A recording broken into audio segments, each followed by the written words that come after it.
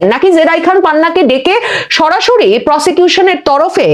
এই ধমক দিয়ে দেওয়া হয়েছে যে এখন এই খবর ফাঁস হয়েছে যে আপনি চিফ প্রসিকিউটর হতে চেয়েছিলেন শেখ হাসিনার বিচারের আদালতে, এখন আপনি শেখ হাসিনার পক্ষে দাঁড়াতে চাচ্ছেন, এর চেয়েও আমাদের কাছে আরো অনেক গুরুতর তথ্য আছে এবং সেসব তথ্য আমরা ফাঁস করে দেব। কি বলা হয়েছে, কোন তরফে ভয় দেখানো হয়েছে বলা মুশকিল। তবে জেরাই খান পান্না নিজে বলেছেন যে তিনি শেখ হাসিনার পক্ষে আর লড়বেন না। 2024-এর আগস্টের পর থেকেই নিজেকে আলোচনার কেন্দ্রে রাখতে নিয়মিতভাবে ফেসবুক পোস্ট, ফেসবুক লাইভে আসা অ্যাডভোকেট জেরাই খান পান্না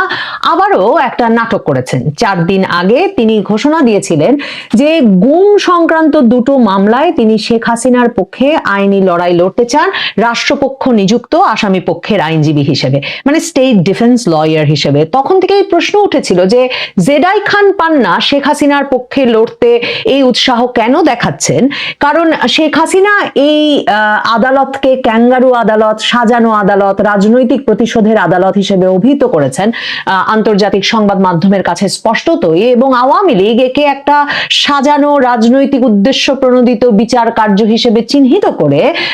আওয়ামী লীগের তরফেও শেখ হাসিনার পক্ষে কোনো আইনজীবীকে নিয়োগ দেওয়ার কোনো চেষ্টা করা হয় নাই। শেখ হাসিনা যেহেতু এই আদালতে এসে হাজিরা দেন নাই, তাকে পলাতক হিসেবে ধরে নিয়েই তার পক্ষের আইনজীবী নিয়োগের কোনো সুযোগ না দিয়েই তার বিচার চলছে আদালতে। এবং আন্তর্জাতিক অনেক মানবাধিকার সংগঠন এই আসামি পক্ষের কোনো আইনজীবীকে যে সম্পূর্ণত সুযোগ না দিয়ে এমন একটা বিচার করে মৃত্যুদণ্ড দিয়ে দেওয়া হয়েছে সে বিষয়েও সমালোচনা করেছে। তো যে আদালতকে শেখ হাসিনা গ্রহণযোগ্য আদালত হিসেবে মনেই করেন না, সেই আদালতে শেখ হাসিনাকে তিনি ডিফেন্ড করবেন বা শেখ হাসিনার পক্ষে তিনি আদালতে দাঁড়াবেন, এই ঘোষণা দিয়ে অ্যাডভোকেট জেরাই খান পান্না কি করতে চাইছেন এবং কেন এই বিষয়টি নিয়ে তিনি দৃষ্টি আকর্ষণের চেষ্টা করছেন সে নিয়ে নানা তরফের সন্দেহের মধ্যে অ্যাডভোকেট জেরাই খান পান্না অত্যন্ত নাটকীয় ব্যক্তিত্ব। সেই নাটকীয় ব্যক্তিত্ব নতুন নাটক উপস্থাপন করেছেন। তিনি ফেসবুক লাইভে এসে জানিয়েছেন তিনি এখন সিদ্ধান্ত নিয়েছেন, যেহেতু তার ভাষায় বঙ্গবন্ধু কন্যা এই আদালতকে গ্রহণযোগ্য বলেই মনে করেন না এবং এই আদালতের উপর তার কোনো আস্থা নাই, তিনি এই আদালতে শেখ হাসিনাকে ডিফেন্ড করবেন না, তিনি রাষ্ট্রপক্ষের ডিফেন্স লয়ার হিসেবে বা রাষ্ট্রপক্ষ নিযুক্ত আসামি পক্ষের আইনজীবী হিসেবে দায়িত্ব পালন করবেন না। জেরাই খান পান্না এই শেখ হাসিনার মামলাকে কেন্দ্র করে মানে গত বছর থেকেই ভীষণভাবে নিজেকে আলোচনায় রাখতে চেয়েছেন। 2024-এরই আগস্ট সেপ্টেম্বরে হবে, তিনি সংবাদ মাধ্যমের সামনে এসে হঠাৎ ঘোষণা দিয়ে বসলেন যে শেখ হাসিনার মামলায় যদি তিনি সুযোগ পান তিনি তাহলে শেখ হাসিনার পক্ষে মামলা লড়তে চান। এবং এখন এই যে নানা রকম নাটকীয়তার পর সম্প্রতি তাজুল ইসলাম যে রাজনৈতিক দলের সদস্য, মানে জামায়াতে ইসলামী থেকে ভেঙে তো ব্যারিস্টার আব্দুর রাজ্জাক, জামায়াতে ইসলামীর প্রখ্যাত নেতা এবং আইনজীবী, শীর্ষস্থানীয় আইনজীবী ব্যারিস্টার আব্দুর রাজ্জাক জামায়াতে ইসলামী ভেঙে কয়েকজন অনুসারীকে নিয়ে এবি পার্টি গঠন করেন। এই যে এখন ব্যারিস্টার ফুয়াদ, মুজিবুর মঞ্জু, এদের যে পার্টিটা, তো সেই পার্টির একজন বিশেষ নেতা কিন্তু মানে শীর্ষস্থানীয় নেতা কিন্তু এই চিফ প্রসিকিউটর তাজুল ইসলামও, তিনিও তখন জামায়াতে ইসলামী থেকে এসে এই এবি পার্টিতে ব্যারিস্টার রাজ্জাকের সঙ্গে যোগ দেন। তো সেই এবি পার্টির নেতা মুজিবুর মঞ্জু তিনি সম্প্রতি এক টক শোতে স্পষ্ট ভাষায় এই খবর জানিয়ে দিলেন যে জেরাই খান পান্না শুধু শেখ হাসিনার আইনজীবী হতেই আন্তর্জাতিক অপরাধ ট্রাইব্যুনালে উতলা হয়ে উঠেছিলেন তাই নয়, যখন আন্তর্জাতিক অপরাধ ট্রাইব্যুনালটি পুনর্গঠিত হচ্ছিল এবং আইন সংশোধন হচ্ছিল শেখ হাসিনার বিচার যাতে সেখানে করা যায় সেজন্য, তখন নাকি এই জেরাই খান পান্না এর চিফ প্রসিকিউটর হবার জন্যও উদ্গ্রীব হয়ে উঠেছিলেন। জেরাই খান পান্না এরপর এবছর 2025-এর আগস্টের দিকে হবে, 2025-এর আগস্ট সেপ্টেম্বরের দিকে এসে আরেক সহকর্মী আইনজীবীকে দিয়ে আন্তর্জাতিক অপরাধ ট্রাইব্যুনালে যেই আদালতে শেখ হাসিনার বিরুদ্ধে মানবতা বিরোধী অপরাধের মামলা চলছিল, যার রায় হলো,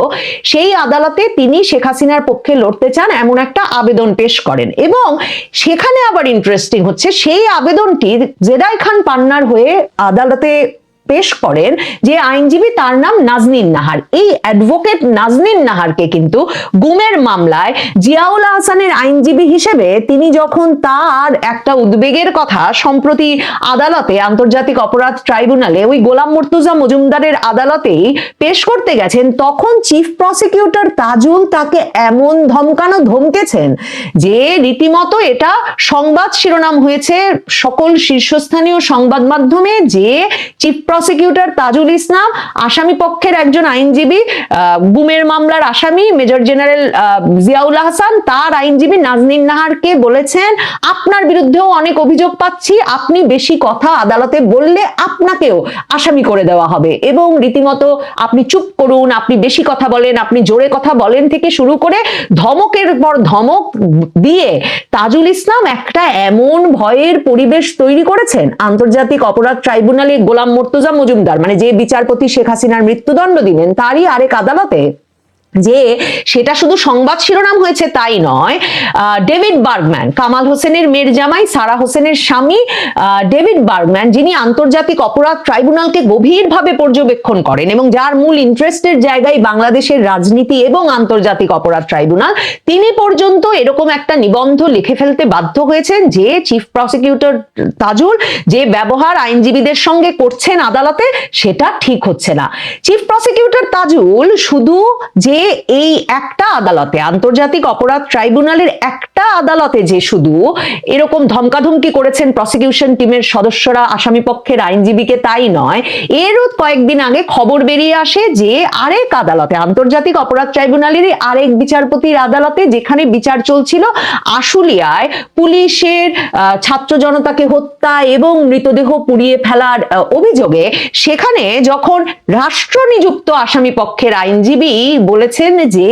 এই মামলাটির বিবেচনার সময় রাজসাক্ষী হিসেবে যে পুলিশ কর্মকর্তাকে হাজির করা হয়েছে তাকে তিনি যখন এই প্রশ্ন করে বসেছেন যে ওই থানায়, আশুলিয়া থানায় যে একজন এএসআই, এক দারোগা রাজু, তাকে যে মেরে পিটিয়ে ঝুলিয়ে রাখা হয়েছিল, এই বিষয়টা রাজসাক্ষী জানেন কিনা, এবং তিনি যখন আদালতকে বলেছেন যে আশুলিয়ার ঘটনা বিবেচনা করতে হলে ওই পুলিশ হত্যার বিষয়েও বিবেচনা করতে হবে, তখনও প্রসিকিউশন এমন মানে চেঁচামেচি করেছে, এমন ধমকাধমকি করেছে যে এক পর্যায়ে আসামি পক্ষের আইনজীবী বলেছেন যে তিনি গায়ের জোরের সঙ্গে পেরে উঠবেন না এবং আদালতও তাকে বলেছেন আপনি পরবর্তী প্রশ্নে যান। তো প্রসিকিউশনদের এই প্রবল প্রতাপ এবং দাপটের মুখে কি জেরাই খান পান্না ভয় পেয়ে গেলেন? মানে তিনি যখন দেখলেন তার আরেক সহকর্মী পুলিশ হত্যার বিষয়ে কথা বলতে গিয়ে দাপটের শিকার হচ্ছেন, ধমকাধমকির শিকার হচ্ছেন, নাজনীন নাহার তার মক্কেলকে ডিফেন্ড করতে গিয়ে, মানে তার মক্কেলকে যে সেফ হাউসে নিয়ে গিয়ে যখন তখন জিজ্ঞাসাবাদ করা যাবে না এমন একটা আবেদন করতে গিয়ে ধমকাধমকির শিকার হচ্ছেন, তখন কি জেরাই খান পান্না বুঝলেন, নাকি জেরাই খান পান্নাকে ডেকে সরাসরি প্রসিকিউশনের তরফে এই ধমক দিয়ে দেওয়া হয়েছে যে এখন এই খবর ফাঁস হয়েছে যে আপনি চিফ প্রসিকিউটর হতে চেয়েছিলেন শেখ হাসিনার বিচারের আদালতে, এখন আপনি শেখ হাসিনার পক্ষে দাঁড়াতে চাচ্ছেন, এর চেয়েও আমাদের কাছে আরো অনেক গুরুতর তথ্য আছে এবং সেসব তথ্য আমরা ফাঁস করে দেব। কি বলা হয়েছে, কোন তরফে ভয় দেখানো হয়েছে বলা মুশকিল, তবে জেরাই খান পান্না নিজে বলেছেন যে তিনি শেখ হাসিনার পক্ষে আর লড়বেন না, তবে তার বন্ধু, তার নাকি দীর্ঘ সময়ের রাজনৈতিক সহচর বিএনপি নেতা অ্যাডভোকেট ফজলুর রহমান, যেই বিএনপি নেতা অ্যাডভোকেট ফজলুর রহমান শেখ হাসিনার রায়ের পর টক শোতে গিয়ে এই ট্রাইব্যুনালের শেখ হাসিনার বিচার করার এখতিয়ার আছে কিনা সে বিষয়ে প্রশ্ন তুলেছেন। অনলাইনের বিভিন্ন শোতে তিনি রীতিমতো বলেছেন যে এই রাজাকারের ট্রাইব্যুনালে শেখ হাসিনার বিচার উনি মানেন না, তার বিরুদ্ধে আদালত অবমাননার অভিযোগ এনেছে আন্তর্জাতিক অপরাধ ট্রাইব্যুনালে তাজুলের প্রসিকিউশন টিম। এখন জেরাই খান পান্না বলছেন তিনি শেখ হাসিনার পক্ষে লড়বেন না, তবে তিনি তার দীর্ঘদিনের বন্ধু অ্যাডভোকেট ফজলুর রহমানের পক্ষে আদালতে দাঁড়াতে চান। অ্যাডভোকেট পান্না জয় বাংলা জয় বঙ্গবন্ধু বলেছেন আজ তার বক্তব্যের শেষে, এবং বারবার শেখ হাসিনাকে বঙ্গবন্ধু কন্যা বলছিলেন, এবং তিনি এই কথাও বলেছেন যে তার যদি কোনো অপরাধ হয়ে থাকে তাহলে যেন তাকে মাফ করে দেওয়া হয়, কারণ অনেকে তাকে নির্বোধ বলেন, অনেকে তাকে পাগল বলেন, কিন্তু তিনি স্বাধীনভাবে চলতে চান, যখন যেটা ঠিক মনে হয় তখন সেটা করতে চান। মানে 4 দিন আগে তার ঠিক মনে হয়েছিল শেখ হাসিনার পক্ষে তিনি লড়বেন, এখন তার মনে হচ্ছে শেখ হাসিনার পক্ষে তিনি লড়বেন না। মানে সেটা সেই মানে এই ব্যাখ্যা দিতে গিয়ে তিনি নিজেকে শেষ পর্যন্ত বলেছেন যে পাগল নির্বোধ হিসেবেও অনেকে তাকে দেখেন, কিন্তু তিনি তাকে একজন স্বাধীনচেতা মানুষ মনে করেন, কাজেই গালাগালি না করে তাকে ক্ষমা করে দেওয়া ভালো হবে, এমন বক্তব্য তিনি দিয়েছেন। জেরাই খান পান্না শুধু যে জয় বাংলা জয় বঙ্গবন্ধু বলে আজকের বক্তব্য শেষ করেছেন তাই নয়, তিনি এই প্রশ্নও তুলেছেন যে আজকে যে সাজা দিয়েছে আদালত দুর্নীতির মামলায় সজীব ওয়াজেদ জয়, সায়মা ওয়াজেদ পুতুল এবং শেখ হাসিনাকে, সেখানে যে আদালত বলেছেন যে সজীব ওয়াজেদ জয়, সায়মা ওয়াজেদ পুতুল, শেখ হাসিনারা আবেদনই করেন নাই, কোনো আবেদন ছাড়া এই প্লটগুলো তাদের জন্য বরাদ্দ হয়েছে। তো জেরাই খান পান্না প্রশ্ন তুলেছেন যে যেই প্লটের জন্য তারা আবেদনই করেন নাই সেই প্লট তাদের নামে বরাদ্দ হয়েছে, সেজন্য তাদের সাজা হয় কি করে। এবং তিনি বলেছেন যে দুর্নীতি দমন কমিশনের এই মামলায় তাকে কেউ নিয়োগ না দিলেও তিনি প্রয়োজনে যিনি এই মামলায় সজীব ওয়াজেদ জয়, শেখ হাসিনা, সায়মা ওয়াজেদ পুতুলের পক্ষে আপিল করবেন তিনি তাকে সহযোগিতা করে হলেও তাদের পাশে থাকবেন।